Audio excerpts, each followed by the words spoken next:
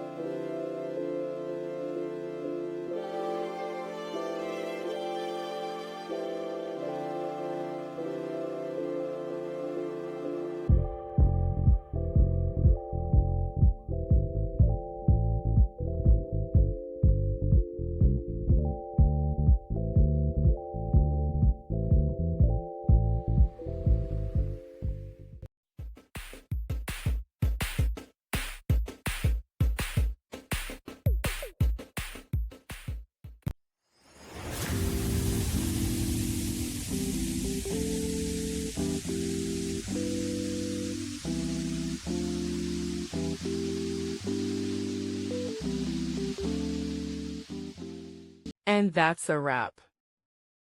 I hope you found the answer you were looking for. If you did, take a second to hit that subscribe button. It really helps out. And let me know in the comments which solution worked best for you. See you next time in the debug zone.